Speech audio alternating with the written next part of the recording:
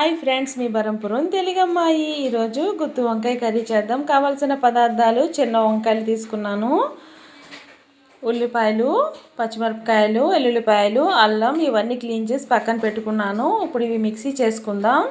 అల్లం ముక్కలు, ఎల్లుల్లిపాయ ముక్కలు, ఉల్లిపాయలు మిక్సీ చేసుకోవాలి. ఇప్పుడు తగినంత కారం, తగినంత సాల్ట్, కొంచెం గరం మసాలా, కొంచెం పసుపు వేసుకొని మళ్ళీ మిక్సీ చేసుకుంటున్నాను. అది చేతితో కలుపుకున్నా కూడా అవుతుంది, ఇది మన ఆప్షన్.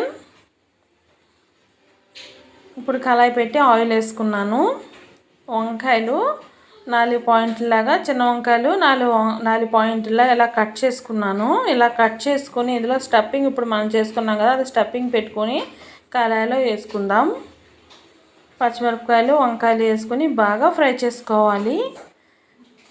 కొంచెం మూత కూడా పెట్టుకుందాం. ఒక 5